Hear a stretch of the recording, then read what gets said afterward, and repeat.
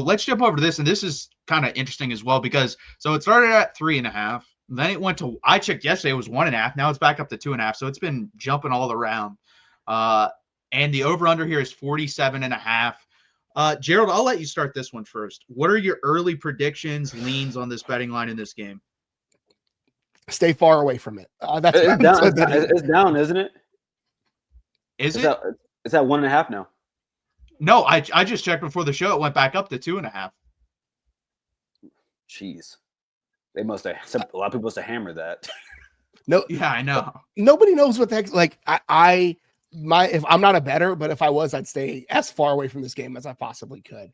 I think 2.5 is absolutely the right line. I think I've got it 24-21. I think I've got Texas because it's hard for me to see past the burnt orange glasses in a lot of ways, but ultimately, when I look at it, I think if Texas can get the ground game going, I feel really confident about that pick, but I think it's going to be a tight, low scoring game. I think that is if I have to put my biggest prediction is that it's going to be a tight, low scoring game. I think I don't think either team gets blown out in this one. I don't think either team runs away with it. I think it's, like I said, it's going to come down to a field goal kicker or a last second touchdown, that kind of thing. But I've got Texas 24-21 because I've got to root for him, right? I've got to go Horns because I don't have money on it. I didn't. After Ohio State blew the doors off Tennessee, I still picked Oregon until the last second. Garrison, I'll let you go. So I have 24-20 Ohio State.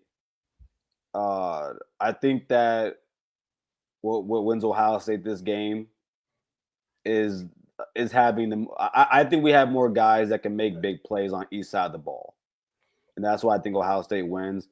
I would hammer that under though. I would hammer that. Yeah. If I'm wrong, I'm wrong. I will be amazed if anybody gets to 30 points in this game. I would be amazed. Aaron, JJ getting 2 touchdowns. Come on, we held the man to 1 catch for 3 yards. Now, do I think that's one? That's one. Oh, I know. It's not going to happen again. You guys will. I mean, you guys kind of gave up on giving him the ball that game. You're not going to do that this game. I bet he gets involved super early with reverses, screens, shots down the field. I think he goes for 5 catches for 60 yards, something like that. Damn, David, every. See, I'm not going to say that. I'll let him say that. But yeah, I mean, I've been confident in this game. I think it's a really close, low-scoring game. I don't see it being a high-scoring affair. I think whatever team can run the ball the best is probably going to end up winning this game, just kind of like the last game. And that's the thing, too. I don't think people realize, Will Howard's just threat to run the football in last game. Texas had to account for that until Julian Sayin shows me I'm going to pull this football and run. Like you said, Garrison, are you going to have those read options, zone reads?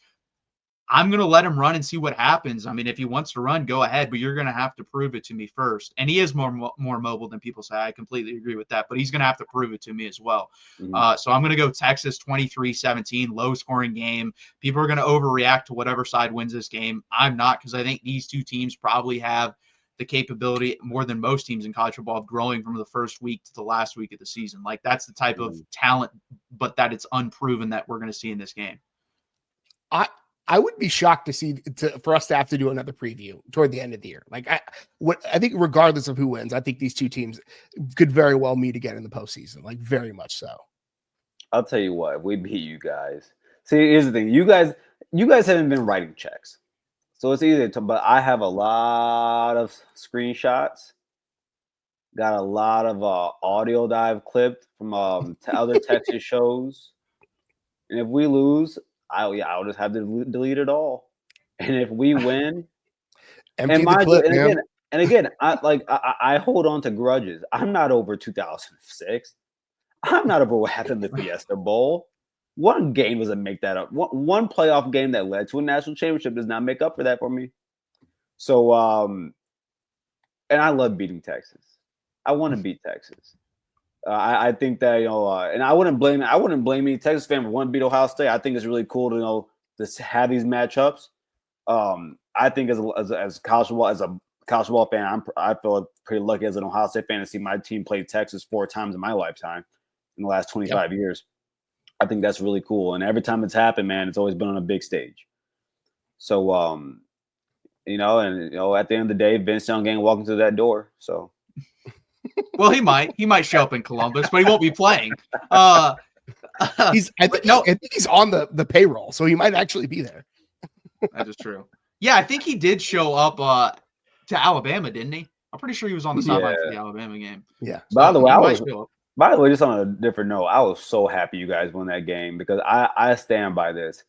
Had Arch played that game the year prior, the full game, you guys are blowing their doors off in that one too. I'll tell you what, man. There's only been a few Saban killers in college football history, and oddly, Quinn Ewers has been a Saban killer.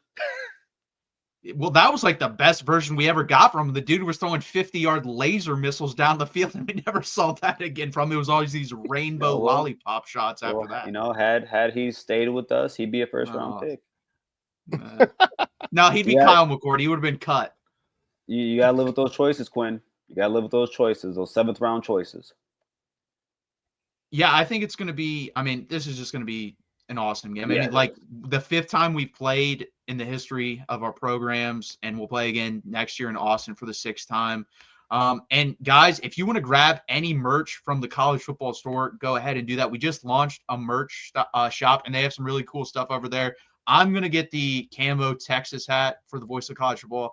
Rock that on here as soon as I get it for the post-game show. Hopefully for the Ohio State game, we'll have to see about that. But you guys can join us there at the post-game show. But also, I will be joining Garrison on the Ohio State call-in show Thursday. I think we're going to launch our call-in show that Thursday as well. We'll combine, do a simulcast again. So that's going to be a lot of fun there. You can also follow Garrison right there on X at Buckeye Gaddy. You can follow Gerald right there on X, Blue Sky, also his Longhorn Pod on Spotify, Amazon, iHeartRadio, just like the Voice of College Football. And you can follow me right there on X, Twitter, whatever you want to call it as well. It goes, I picked Texas, Garrison picked Ohio State, Gerald picked Texas. So we're just representing our teams, I guess. You guys are so biased. Yeah, we could say the same. But that's the thing too, like going into last year's game, I thought you guys were going to win. You guys ended up winning. I feel more confident about this game just because I think the step back you're going to take slightly on defense, slightly. Like again, when I say step back, they're going to go from the best defense in the country. If they go to the 5th, that's a slight step back. That's what I think they'll probably go to. I think that'll be enough to where we'll be able to make a little bit more plays. Either of you guys, you want to say anything before we get out of here? No. Why say anything when I can just do this? Gerald, we got to counteract that. I've got the Longhorn the right way behind me, Longhorn the right way on my shirt. Got to throw them up.